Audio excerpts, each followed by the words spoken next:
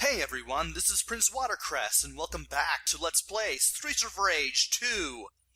In the last episode, we took on the first two stages, or rounds, or whatever it is you want to call them, and now we are taking on the third stage, which takes place in an amusement park, and has some of the best music, sound, and graphics in the game. So without further ado, let's take on this rather interesting setting for any stage and virtually any game. There are a lot of enemies here. You will see the bikers again. You will see a lot of Galcias. Matter of fact, there's one of the bikers right now with a pipe. And now that we have the pipe, we can basically dominate our way through this and basically destroy everybody in as much as 2 to 3 hits max. Really fun. Sadly, you cannot take weapons from one section to the next. Also, whenever you go from one section to the next, you actually regain a little bit of health, and it's really, really nice. Here's another diagonal section, which I forgot to mention. This is probably my favorite one in the game because of all the arcade machines that there are, as well as how many of them you can destroy. There are a few signal enemies that go beyond and outside of the traditional signal naming theme. There's Axel and Maven. And the diagonal sections actually made their debut in this game. It feels like there's not as much room in the diagonal section compared to like one that's just straight up horizontal, but it really doesn't. It's just harder to see things sometimes because, well, you have to look in all 4 directions, and sometimes the enemies could be, well, hiding in like the upper left corner of the room. And here's a guy with a knife chasing after us. Once again, if those guys run into us, they will stab us, and we don't want to deal with that. Since I'm playing as Blaze, I'm able to take the knife and just go right into these guys. If you get close enough with Blaze, you can actually do 2 hits on the first stab, and actually pull a 3-hit combo. She is perhaps the best character to use with the knife, just because of all the damage you can do with it. And in this section we have enemies leaping down from the top of the screen, ready to kill us. But I'm able to take care of them with a few throws and a few special attacks. At this point, we have another karate guy, we have a few more Donovans. There's that uppercut, just taking me by surprise. And there's that health increase that I was talking about earlier. Glad I got those things out of the way. But we are now on a pirate ship, and we have a few more enemies to take care of. Thankfully, it's just a few more Donovans and Galcias. Nothing really out of the ordinary here. And the 1-up icon just gives you a 1-up. First time we've seen it out in the open, even though we found a few secret ones before that. And here are the ninjas. These guys are pretty fast. They have a teleport move. They can use weapons against you, such as that little shuriken type thing, I forgot what the name of it is, as well as the katanas, which they make a really nice sound when you slice somebody with it. Or try to, anyway. It's a really nice chopping sound. Also like how the background shifts back and forth and make it look like the ship's actually rocking too. Anyway, we're back in the amusement park area. We have a few more minor enemies to take care of. And we have a few more mid-bosses. So we have Elisa, another girl with a whip, and we also have, what's his name? Beano, that's his name. Another Jack and the Beanstalk reference. And that girl kills me, so now you get to see what happens when you die. Just like last time, all the enemies are knocked down as soon as you come back to life, but you don't drop down from the top of the screen like we did earlier. Instead, you just pop up out of nowhere.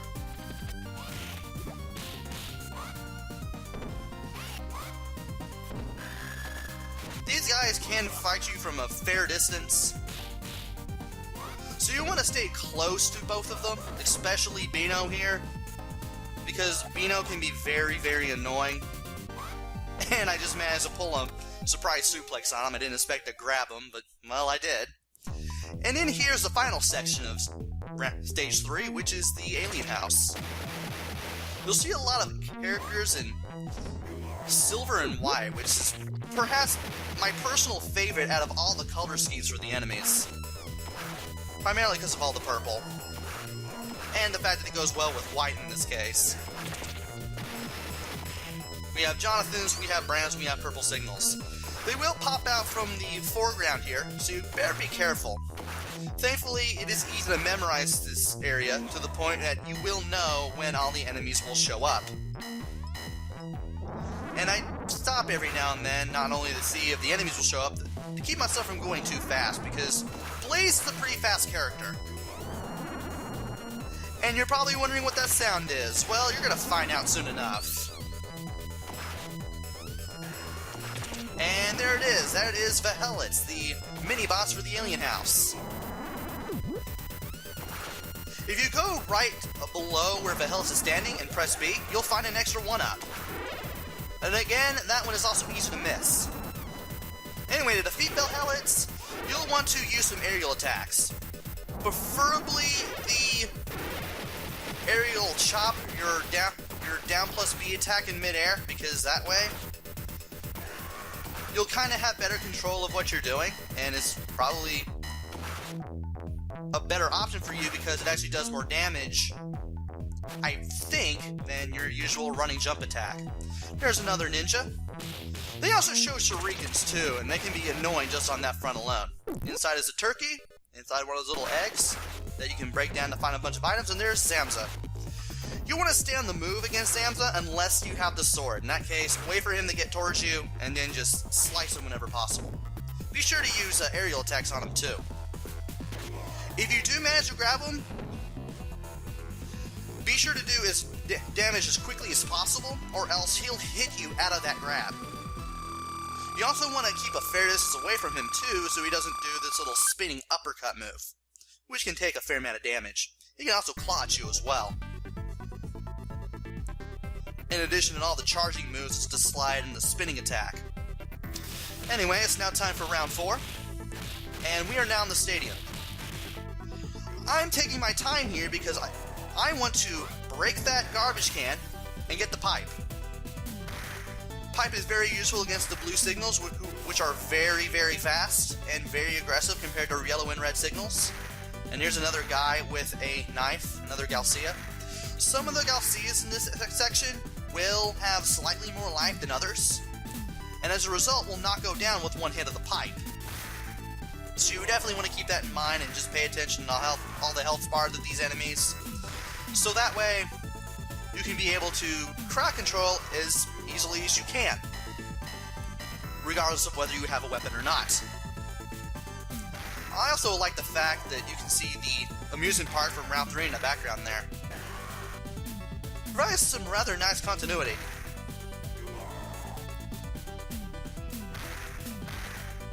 A few more Donovans, some of which have pipes. We're able to take care of them right away. And at the end of this section is another karate guy, but before you can take him on, you have to get rid of everybody in sight. Almost everybody in sight. But if you do have a ranged weapon, he is rather easy to take down.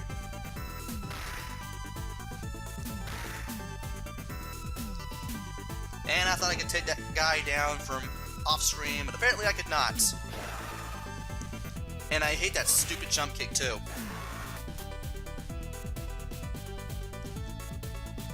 Music here is really good, and I'm glad it carries over to the second section, which takes place in this baseball stadium area. We start at a dugout and we go across the field, and we take on a whole bunch of enemies here. I'm glad we have the knife because it makes it so much easier to take care of the blue signals. All you have to do is just line yourself perfectly and hope they don't hurt you in any way. They are rather quick on the draw with their attacks. And we have not one but 2 opportunities to get our hands on another pipe. So let's go ahead and do that.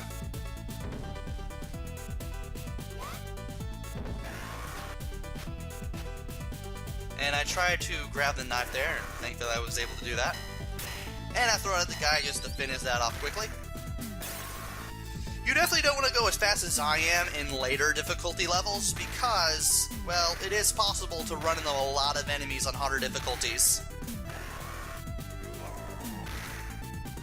The game can handle quite a few enemies without slowdown, and it can get rather nuts when there's a whole bunch of them on screen. And we fight not one woman with a whip, but two! Thankfully, having a ranged weapon like the pipe really makes quick work of them. Especially when you know when they get up and when they show up on screen.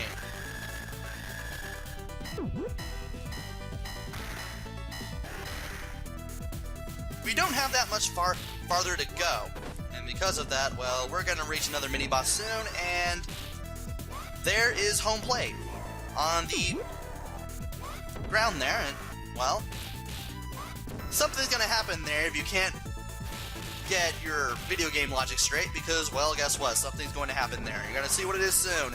It's this guy. Remember the fat fire-breathing guys from the original game? Well, they can slap you, they can leap towards you, but this time you can actually suplex them and throw them backwards. You can also do your regular throw attacks on them as well, unlike the first game, making them far easier to deal with than last time. Just watch out for that slap, because they will definitely stun you, and several slaps that hit you consecutively will knock you down. Once you beat Big Ben, you'll finally find out that the home plate is an elevator. So what, we don't know quite yet, but in the meantime, as you're making your way down, you will have to take on a whole bunch of Galcias, Donovans, and the little karate guys. Yep, they show up again, and this time they show up in slightly greater numbers. Want to watch out for that yaw sound that they make when they drop down, so that way you can move out of the way accordingly. And if you can, be sure to throw enemies into other enemies in order to take care of enemies, well, as quickly as and in as much a mass as possible. This is where your crowd control skills will definitely be put to the test.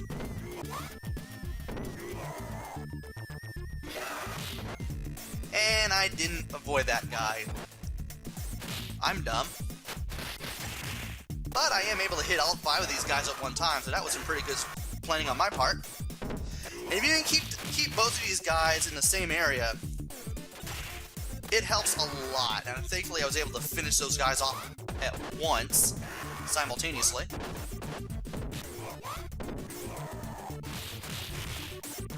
And all that's left is a couple of beige-colored Donovans. And we have a few more karate guys, and a few more normal enemies. And once again, in case you get surrounded by enemies that are hitting you from both sides, just be sure to use your standing special. Just press A. Hopefully you'll be able to do some damage to basically everyone that's trying to destroy you all at once, and you'll also get them off your back. When you finish up all the enemies here, you will continue on after the elevator stops, and you will be in an underground arena. Inside one of those boxes is a turkey. If you don't need it now, save it until you do, because here you'll fight Abadede, the round 3 boss from the last game. And he is not the pushover that he was last time. He has a lot of moves besides that little lariat that he does, such as that chop, a throw that he does on normal and lower difficulties. And he also tries to dive towards you in an intent to knock you off the ground. You definitely don't want to throw him, well, not throw him, but you definitely don't want to grab him, and if you do, you want to hit the B button as soon as possible to do as much damage as you can, because he can break out of grabs. Your best bet is to get close to him, hit 1 or 2 punches, and then do your double tap forward and then press B to do a dashing attack to do even more damage. Sometimes it'll work, sometimes he doesn't. And if he gets close to you, there's a chance he will grab you and hit you with a suplex immediately. He's really annoying. Your best bet is to stay in close, but not too close, and then just do the 2 punches and the dash forward plus B attack that I mentioned earlier.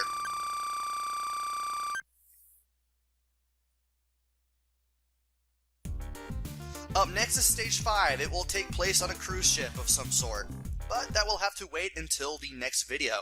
So join me then when I take on Stages 5 and 6 in the next video. So until then, this is Prince Watercress. Take care, stay safe, and thanks for watching!